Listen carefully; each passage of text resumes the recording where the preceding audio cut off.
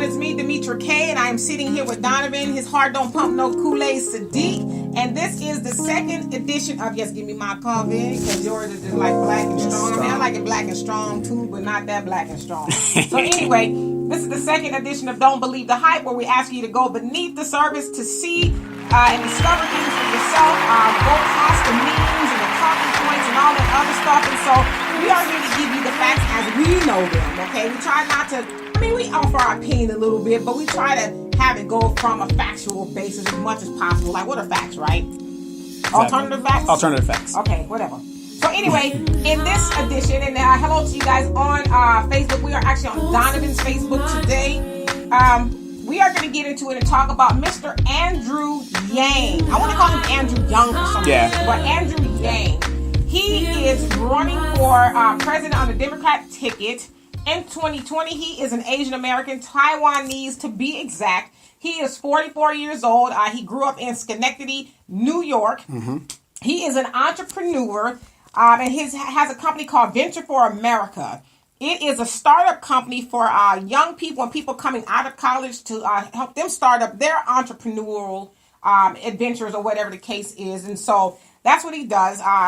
It seems like it's pretty successful. He also worked for the Obama administration, and he did some. This thing was kind of like born out of what he did for the Obama administration. In 2011, this company came up, and so he has like 76 policies so far. He says because there's more that he wants to enact if he's president.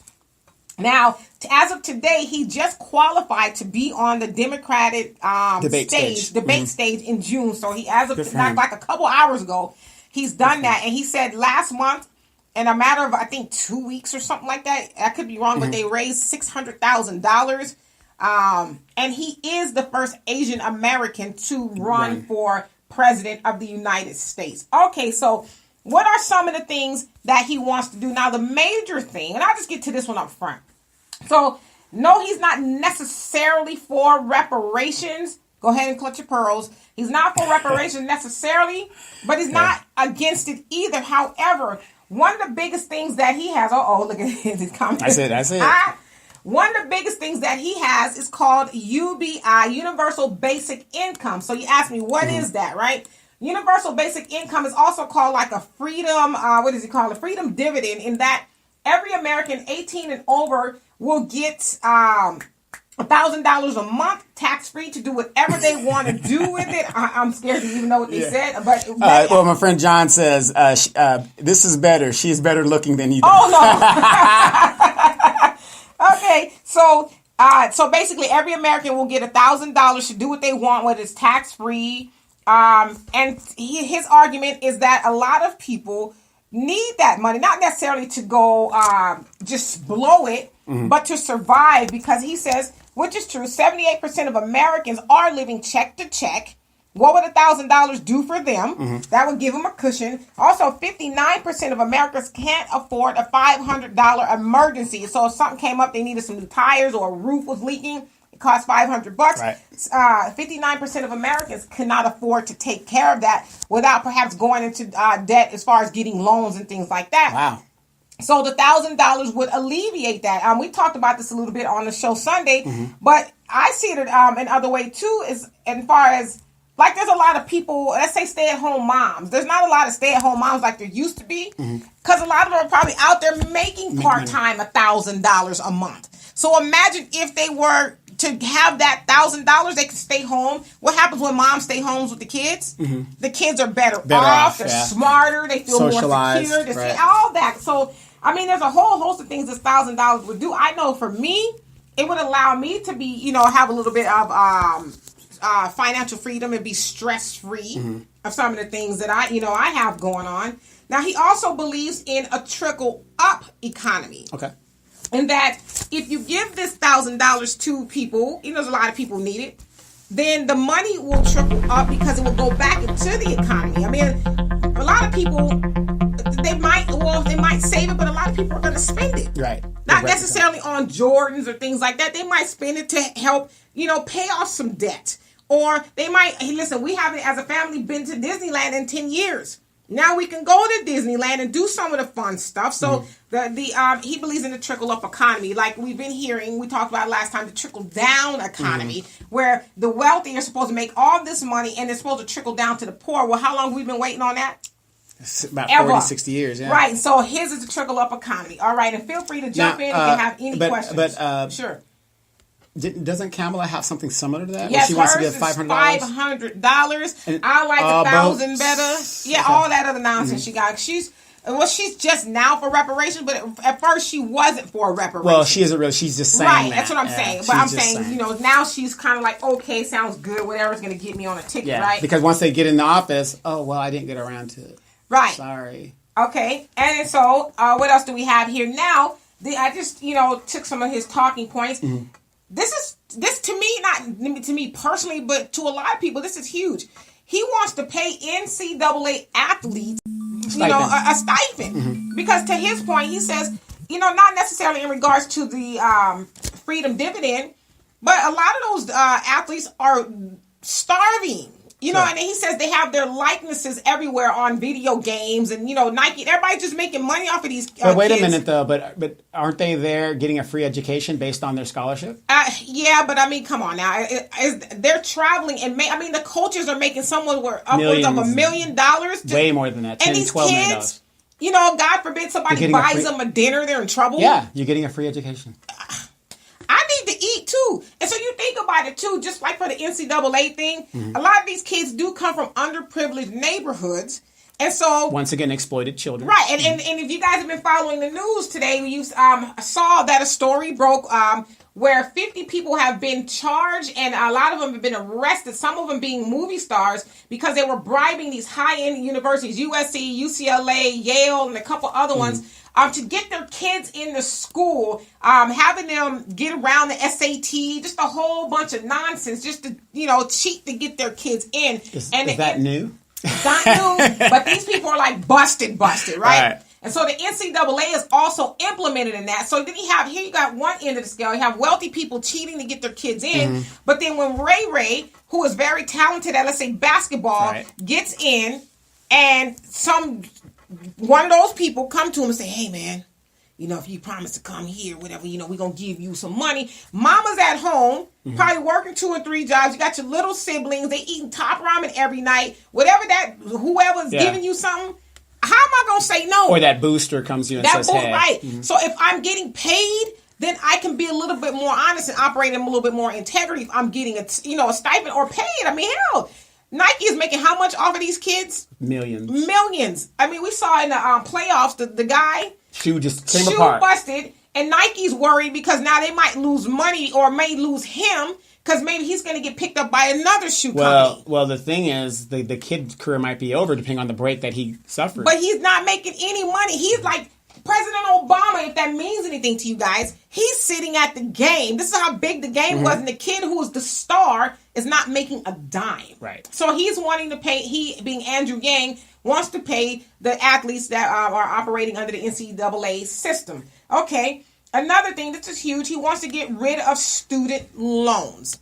Because So free education. Free education to get rid of student loans, because he talked about as of recently, he had $100,000 in debt just for law school, and he said he made a joke saying, let me go ahead and pay my mistress this month, Sally Mae, because he said, I never met her, but I'm giving her money every month for just to go get an education. So he wants to get rid of student loans. He also, and this is will resonate with a lot of people, get rid of robocalls.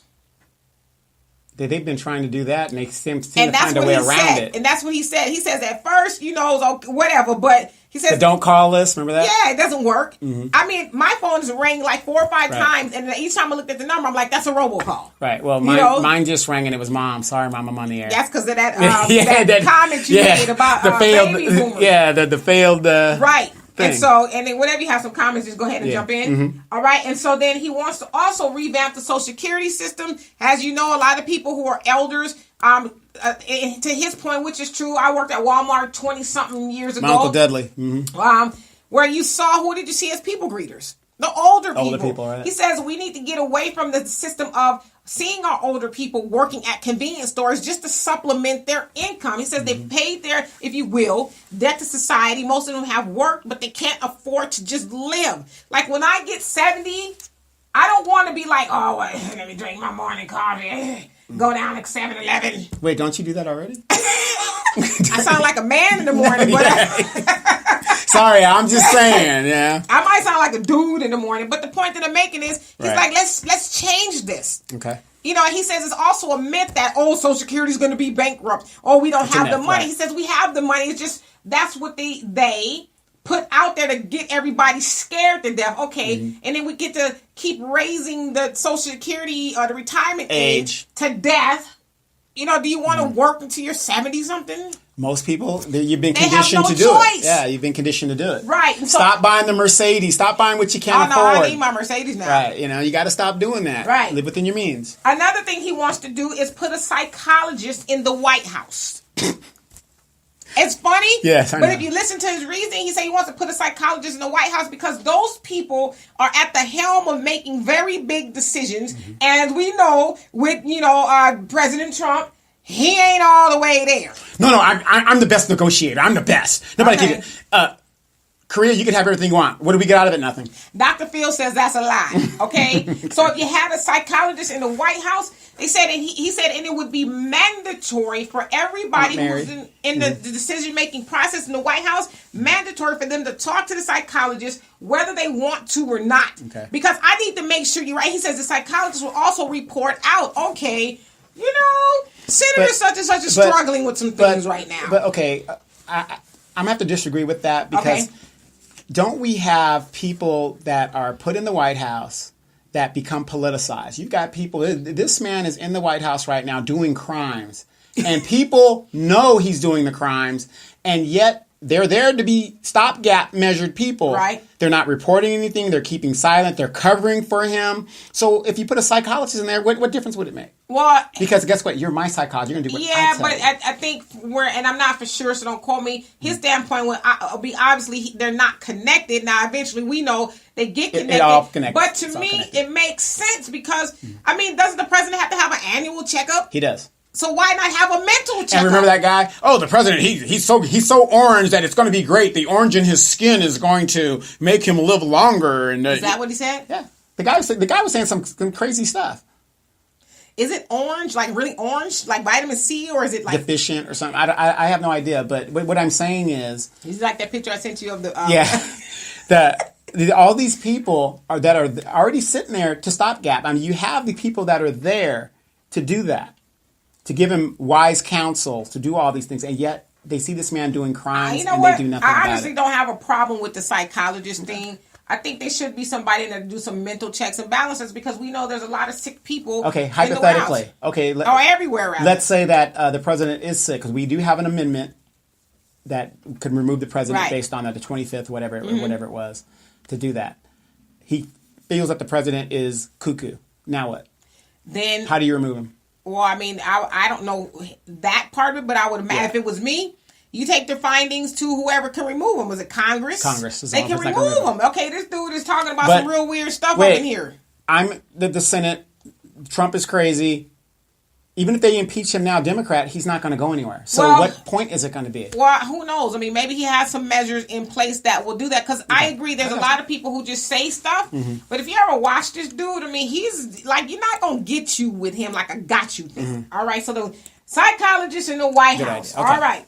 Another thing he wants to do, he wants to promote vocational schools over college. Because there is this, think about it. Now, think about it now. Think about it. How many people have college degrees and are not working in that field?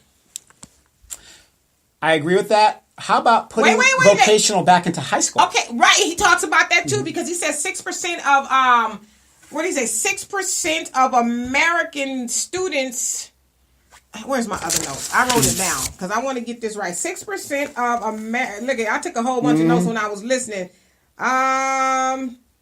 I guess they can get vocational training, but overseas is over 50%. We know when we were coming up, we had a whole lot of vocational stuff we can do. I mean, there was home ec, there was wood shop, there was auto, there was welding. There's a whole host of things, and they don't have those things anymore. Right. And so, and I get it because I listen to you a lot. I mean, Donovan, you built your whole house damn near by yourself. Right. Rebuilt it. From the ground. I mean, like literally, Donovan has built his house from the ground up. And you Upgraded often, well, I mean, roofing and all that, side paneling. I mean, who does that? You ripped out the kitchen. I mean, come on, you did a little bit more than put some nails in the shit, okay? I did. But you often lament how men and boys don't even know how to do that stuff anymore. Like, where did you learn to do it from?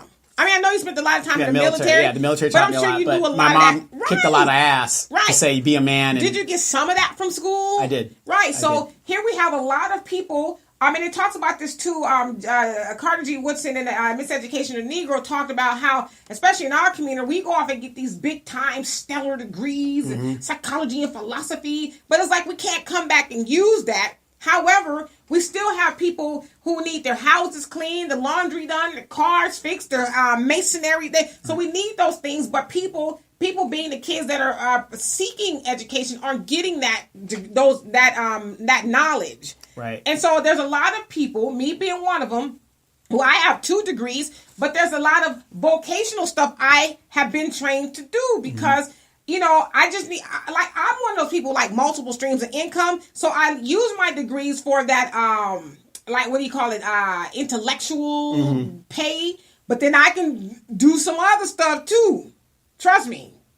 That's legal. Yeah, legal. Right? I'm about to go there. So I like the whole vocational thing. Sure. You know, we like I'm saying, that. put it back into the schools. I mean, how is it that people who are electricians are making 2 and sometimes 3 times more than a person with a degree? A plumber, how much do they make? Just showing up to your house here in California, a plumber, that's a $75 bill just for him to ring your doorbell. Exactly. And so there's people with degrees ain't making that in a day some places. And they won't. Right. And they won't. And the sad thing, we talk about this all the time. You know, our nephews, our nieces, whatever.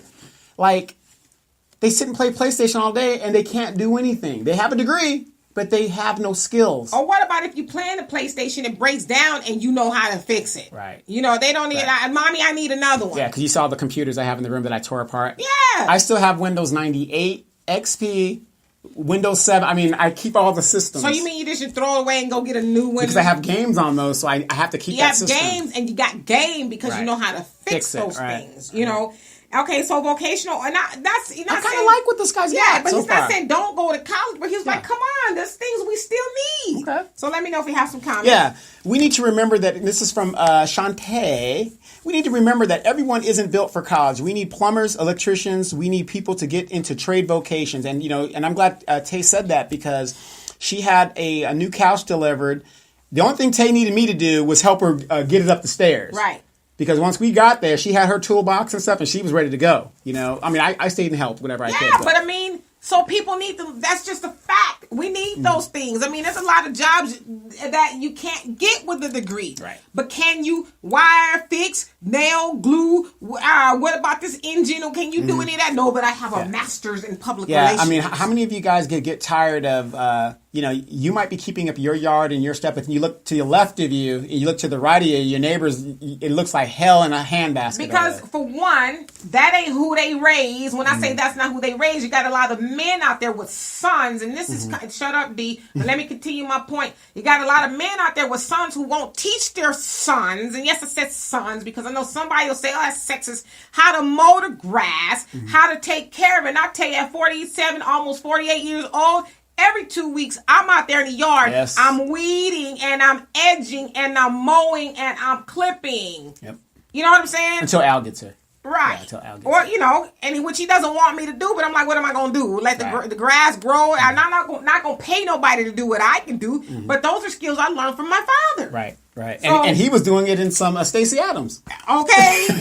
Right. All right. So more vocational than college. I like it so far. Okay. And so, and that's the platform. And you know that vocational school is a lot cheaper. Sure. You know, it is. And if you offer some of those things as they did in school, ROP, well, you know, when I was in high school, regional occupational program or whatever it was free. Absolutely. Like there's people who can go get a whole cosmetology license in high school. You get out of high school, hell, you got a job. career. You got a career. You got a job. Exactly. I'm just saying. Here in California, people complain about like how, you see these Mexicans coming over here. They're coming over here with vocational skills to work on homes and yards and landscaping and doing all that. I can't blame them for doing that. And I don't either. I don't blame them, which is why I said I know how to do those things, because I see my neighbors and they have people coming over. I'm like, shit, I wish I would pay somebody to do what I can do. Right. Yeah, I don't really like doing it, but once it's done, I'm like, I did that. Right. All right. Absolutely. So then another thing he is for is $100 democracy dollars. You know what that is? No, what is that? The democracy dollars is every American get $100 to donate to the candidate of choice.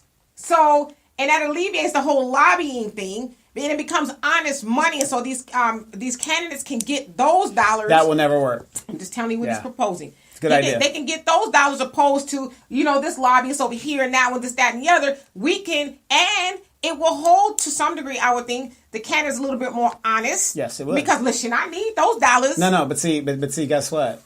That's not going to work because it's going to mess up the two-party system of the legal bribe. Right, but which is what he's trying to get rid of. I like it. You know what? I like it.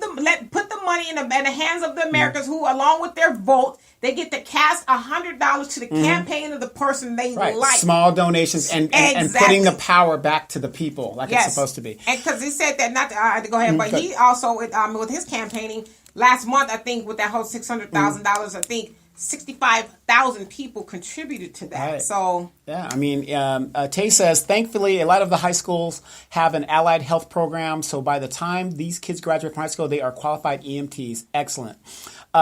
Joe, did I say that right? Fender says Trump all day. All right, he's a Trump supporter. So Joe, but I'm not mad at you if that's that's your thing. That's your thing. Do your thing. I mean, to me, I don't. Whatever. You like Trump. I mean, you like Trump, and you're not getting the tax cuts and everything like that, and the country gets all screwed up.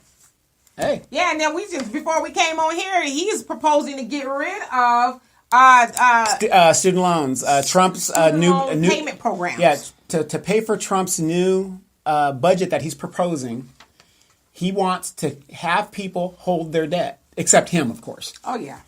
So that means there is no programs to alleviate your debt. So you can't go over and go work in Guatemala to work your debt off. They want you to pay that debt. Right. I mean, why? Yeah. You know what I'm saying? It was the student loan debt is in the trillions. Trillions. I mean, people will never come up from under that. They just won't, And so the other thing, and I'm going to go back to the freedom dividend, the $1,000 a month, because a lot of people, which I'm surprised you let me get away with that, wanted to know, well, how are you going to pay for that?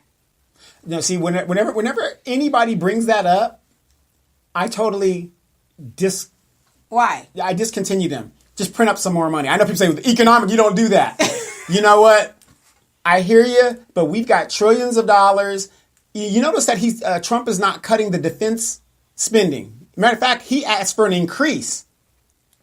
Right. So, you're not worried about the money. I'm not worried about it either. Well, so I'm glad you asked. Well, how is he going to pay for this bullshit? Well, they said to pay for it because we know here just locally, Amazon is paying what in taxes?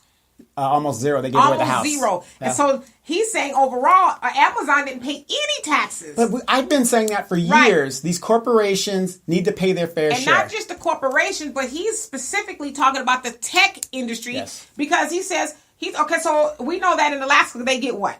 They get they get a stipend from the petroleum industry. Yes.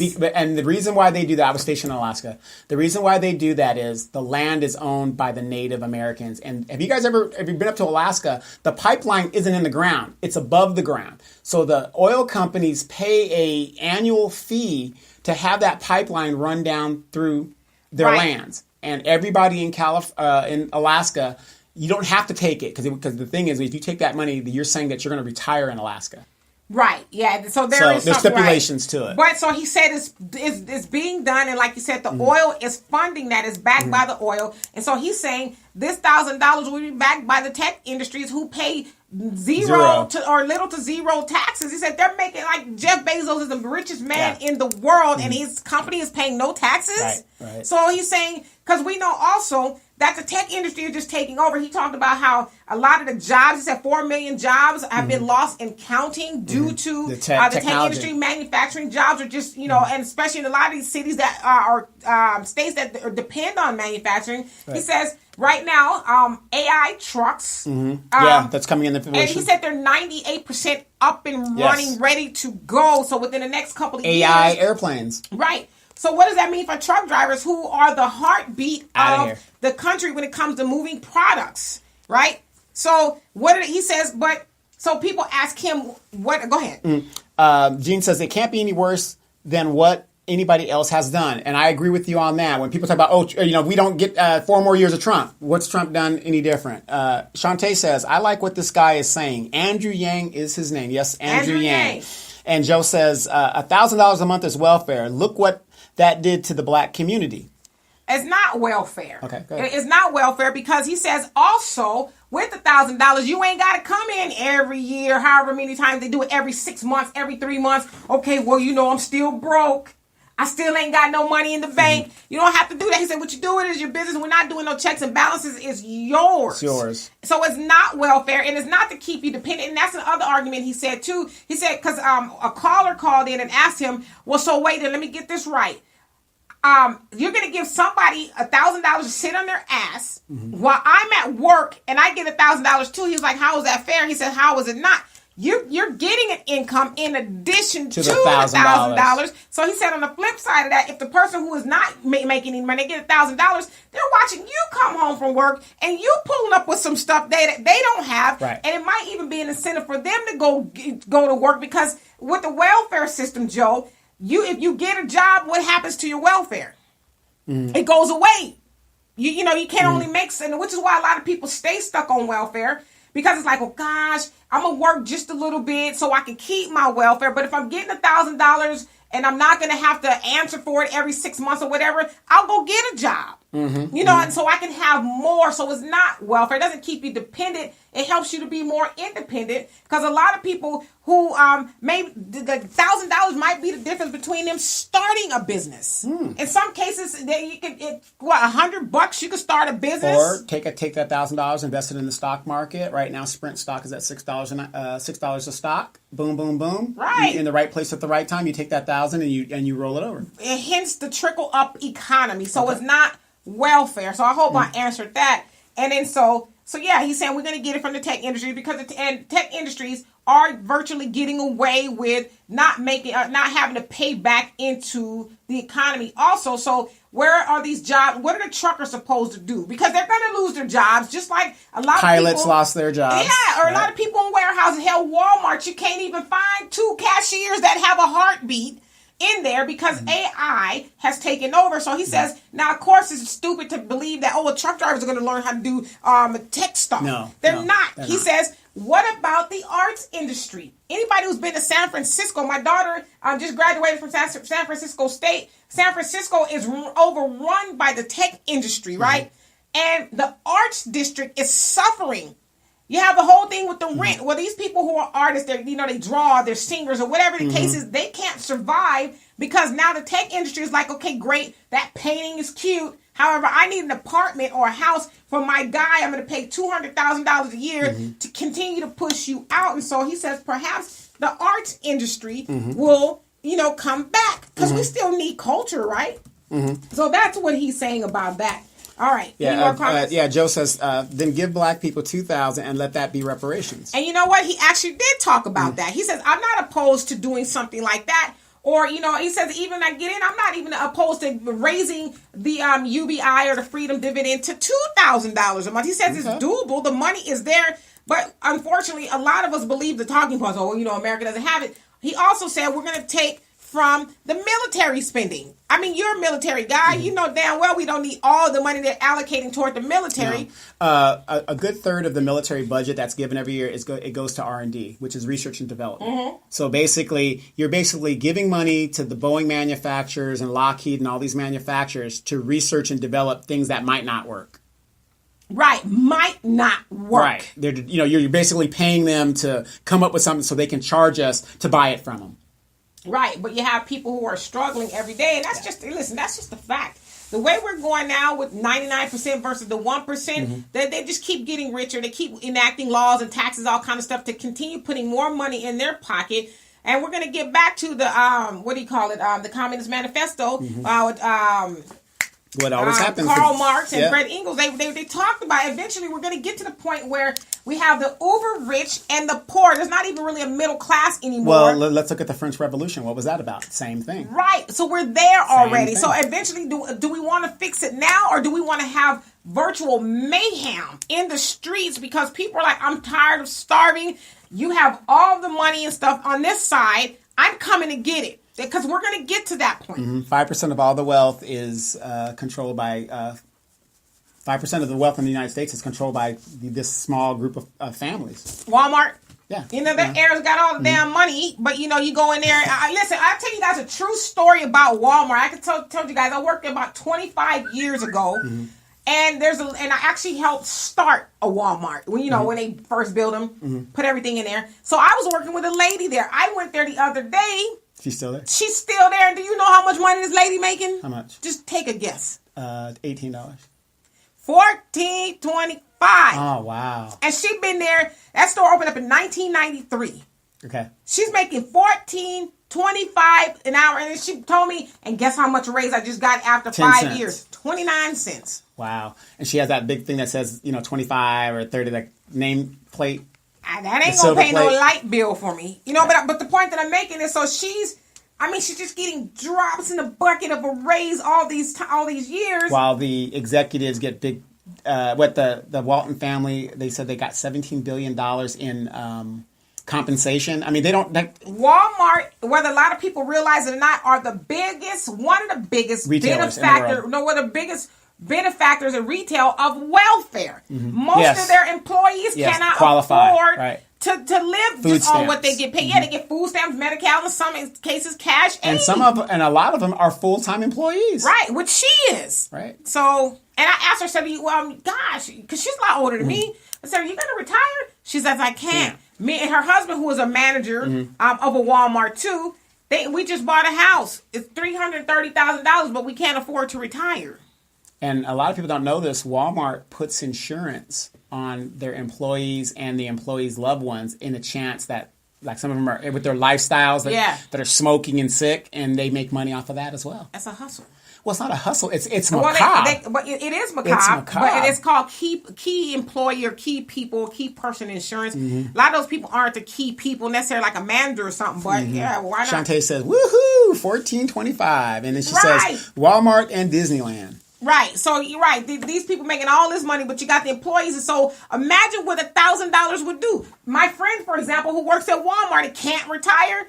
I mean, you do the math on $14.25 an hour. I mean, I'm sure that's probably what, $2,000 a month after taxes, give or take. Yeah, maybe. Hell, that's maybe her mortgage, part of her mortgage payment. Maybe she could come home finally. Yeah, but you got to remember that's not the game. We have to make classes and keep people at the bottom, which is the black people. And black people and poor people, which that's a lot of us. Us, right? So another thing that he wants to do. Now, a lot of people are like, malls. So what? Malls. We have a lot of ghost malls. Ghost malls now, yeah. Do you have, go to San Bernardino.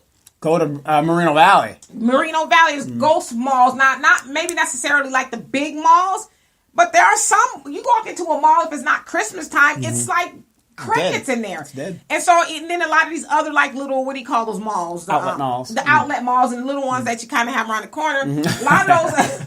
They're ghost towns, and so he has an initiative that will give funding to entrepreneurs who have something creative to do with it. Maybe make it into some sort of a living situation for someone. Or he says a lot of them, which you got 2 of them over there, churches. A lot of these people are just building churches and that kind of stuff. So he says we have funding for people who want to do something creative. And churches don't pay taxes, which kind of hurts the community. Right. Well, and not everybody wants to open a church, but just because he said that's what they're doing now. You see a lot of churches. But in poor neighborhoods, there's a lot of churches in poor neighborhoods. Well, that's what people do, because people, and when you're poor, you need something to believe in, and you're going to believe in Jesus, and you believe if I sow a seed of faith, then I'm going to get some, right, while the pastor runs around that classic car. I mean, the mall, the strip malls, what I was thinking. Up the street from your house, there's 2 churches next door right to next each other. Like, they don't even need a band they can just share, because but they won't. I mean, I'm saying you can hear it through the walls, but so... And he says because when you have these ghost malls, it spreads blight to the neighborhoods and the property values and it stuff attracts go down. Homeless people. So Right. So if you spur the economy that way and give those entities something to do, then that also, it helps the economy. Ladies and gentlemen, for you guys that are listening real quick, quick announcement. Do not follow this guy, Andrew Yang, because he is talking some good stuff. We don't want that to be out there. It makes sense. It's giving you guys hope. Do not look up Andrew Yang. Well, please. and again, I just want to say this again. He's not for reparations per se, but he is very cognizant. Like, you know what? How close we are to getting reparations? Are we going to get reparations this time around? No. I don't want to say no, but I ain't going to say yes. Yeah. Okay. Shantae says someone wanted to turn abandoned malls into homeless shelters. Yeah. Yeah, so he was saying stuff like that. So whoever, he said there's funding for people who have creative ideas to do that with. Can you imagine, Tay, with all of the strip malls that are vacant, if we made those homeless shelters? Okay, I have one question for both of you guys. Okay. He wants to, and that's a good idea. Turn it into homeless shelters. Fine, whatever, liability, whatever. Isn't it crazy? Remember a few years ago when the housing market went down and the banks were bulldozing brand new homes rather than upkeeping them or donating them or, to homeless families or whatever? I mean, why do we let the banks do that, but yet the tax burden falls on us? Because when you help poor people, they might become rich. And then you don't have that dependency on you. Right. There's, to Joe's point. You give them a hand up. Yeah, the welfare system is just that. It's crack for people, for lack of better words. We keep you dependent. We don't ever want you to believe you can too. Because there's, like, especially for the Democratic Party, it's helpful for them to hand out welfare because we'll always have a voter. Loyalty. Yeah. By your loyalty. Well, and then, the Republicans, they don't want you to have this, they don't want you to have that. And so it's like, gosh, we heard this a lot. I've even spewed when I wasn't as awake as I am now. The Democratic Party is for the people. They help people. But if you really take a moment to think about it, do they really help people, or are they keeping people lullabied? And they only help certain people, like your Uncle Tom Claiborne and people like that. I mean, it's just only certain people. Auntie Maxine, how are you a public worker and you're a millionaire? How does that happen? Well, we know how that happened. But but if she had to depend on those democracy dollars, that wouldn't be happening. It wouldn't be happening. And they would actually lobbying. do the work. So. What else do I have here? So Andrew Yang, huh? Yeah, so there's a lot of talking points. Is there a website where we can go I'm sure it's probably AndrewYang2020. Google Andrew Yang 2020 or Andrew Yang itself. There's a whole host of stuff on YouTube. And listen, I'm not trying to tell you who to vote for, but somebody took us to task. You guys don't talk about other people. Like, okay, well, we're going to start talking about, you talk about Tulsi Gabbard, talk about Andrew Yang, which I'll be honest with you guys, I like Andrew Yang. I like what he's talking about. I'm going to research him. I mean, there are some ideas in there that I noticed that Kamala tried to jump on, and she tries to steal that, her and Corey. But this is where we're going now. People are just at a point to where the old way of doing things is not working. We need something new. Right. And Shantae says, Dems are only for poor black people. It's the continuation of a caste system in America. Exactly. That's all it is. There has to be somebody at the bottom, and it's going to be us. God forbid I really empower you. Because, we were told welfare is to empower you, is to help you, give you a leg up. I mean, how am I going to get a leg up if you give me, what is welfare? I don't know, $500? What can I do with that? Well, the thing is, what happened to saying, let's say this is the start of welfare back in the 60s. Okay, we're going to give you guys welfare, but you only get it for the first 5 years. After that, you're on your own. Wouldn't that incentivize you to say, okay, I've got to get better, and and after that, you're done? Well, from what I understand, too, with welfare, you're supposed to be doing some things. But I always say this because I've known people, you guys, who've been on welfare for 25 years. And now you say, I told you, stop talking about my people. I ain't talking about your people now. I told you that in confidence. But I'm saying, so some people say, well, that's ridiculous. How can it be on welfare for 25 years? Keep having babies. Right, whether it's housing, food stamps, whatever the case is. And I'll give you a free house if you get rid of your man in the house. And wait, you're having problems with your mom. Your mom is beating you and stuff. And just get pregnant. We'll give you a voucher. You can get your own home. But let me ask you this. How long does it take to get a degree on average? A 2-year degree. You can do that in 18 months. Okay, and if you really, if you're a stay-at-home mom or whatever, we're talking about no break, summer all the way through. Right, okay, but let's think about the things that they used to. I don't know. The things that people on welfare get. They get housing, they get food, they get medical coverage, and they have incentives. If you go to school, we'll pay for your daycare. That's what I don't understand. You don't have to pay for books because you have the BOG waiver, and then you get tuition. Right. And all this shit is free, but yet. So to me, I don't blame the recipients. I blame the system. But we know the system, to Tay's point, is there by design. We don't want people to be upwardly mobile. Right. Tay says like her aunt, I'm sorry to hear that, died on welfare. She was on the welfare for decades. And unfortunately, in our community, a lot of people are in that same position as your aunt. And it's just one of those things. But we're waking up. But that's what I'm saying. The generation of fail. We are waking up because since they skipped over our generation in leadership and everything else. And it was the funniest thing, a quick story. Me and this person, Generation Fail, got in this big argument. And he was saying, blah, blah, blah, blah. He goes, these millennials, they don't understand what socialism is, whatever it is. And I looked at him and I said, well, how would they? I said, if I'm the parent and I tell this kid no, what is he going to do? He's running to grandma and grandpa who say yes. They don't know what it is not to have a no. They're going to get whatever they think everything's entitled because you guys are bailing them out. And I said, since you skipped over our generation in leadership, now the millennials are coming into their own, though you got your AOCs and people that are coming in there. They're like, why not? Why not have this?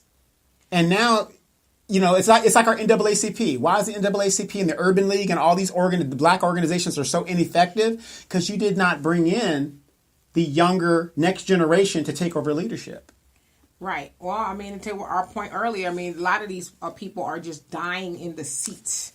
From my cold, dead hand. I'm good, young Junior Flip. I know what I'm doing. You sit back.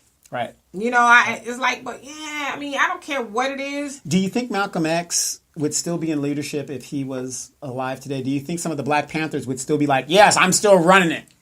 Well, I think it was their aim. But I know it was their aim to teach people and to raise future leaders, as it was with Marcus Garvey. That was his goal. He would always say, up you mighty nation, accomplish what you will. Now, you don't tell people that if you're not trying to show them how. You see the same thing in South Africa. They're having the same issue. Yeah, right now. With Absolutely. the ANC and the EFF. The EFF was like, you know what, y'all been doing this for 30 years now. Wrong, and we're still here. We don't want to be like America, where it's been 60 plus years and the same things have been done. And only a few of you guys are enriching yourselves. Right. The leadership keeps enriching itself. Right. So that's what I have, you guys. Andrew Yang, you might want to check him out. And one thing I do like about Andrew is, like we said too, no shade to your girl Tulsi. Sure. I got to do my research on her, but he's not getting up there and saying, "Well, let me look into it." Right. Or what do they call it? Word fruit salad. Right, word salad. And he's he always refers to himself as a numbers guy. He does the numbers, economists, and all this other stuff. So he says he looks at numbers in relation to where we've been, where we're going, or where, all that kind of stuff. So he says, to me, it has to make sense numerically. And we know that numbers don't lie. Right. Universally, numbers are the only pure form of an answer. Right. Unless you don't know how to do math like me, I'll believe anything you tell me. Tay says, we need to revamp the system so welfare isn't a crutch, but a step up. We need to give those who use the system the tools to move upward and to not remain stagnant. Number one, they don't want to do that because then we would get off the bottom. Right. And then she says, that's the thing. We need to force the old people to step down and let the younger folks come in and make the necessary changes to the system. But see, they've waited so long to where now I don't think there's going to be an NAACP in the next 20 years. Right. Well, just in any way, you figure too, like with the millennials, people are just done. Especially the millennials, they're disenfranchised and they know they're disenfranchised. And so they're like, you know what, next? Right. Half of them don't even want to work a 9 to 5, which I don't blame them. Me and my younger brother talk about this all the time. How much time we got? About how the millennials, they just work a couple of months, and then go to the next thing. Or go hang out for a little bit. Like, okay, let me go to work this gig for 2 or 3 months. I got a bill coming up. Yeah, because it's like, I don't want to do what they're doing. Die on the seat. 70 years old at the county building, being a crotchety old person talking to people. Yeah, because somebody asked me, if I was in leadership, I'd probably still be doing the same thing they are. I said, no, I wouldn't.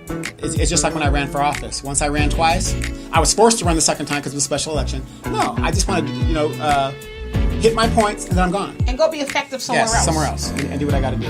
Hey, you guys, thanks for listening. This has been Don't Believe the Hype. Donovan Sadiq, Dimitra K. Check Dimitra K out on Sundays, 3 p.m. Pacific Standard Time. She is on Facebook Live. Working the kinks out of this system, but I like this section that we have going on.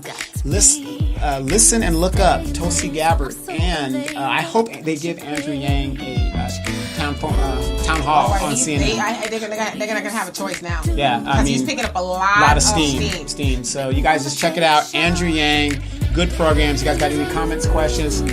Hit us up, and we're gonna take a look at it and give you guys some answers. So we're gonna check you guys again out next week. Go to YouTube, look for the video, the green screen. It'll all be behind us. Everything will be good to go. We'll see you guys.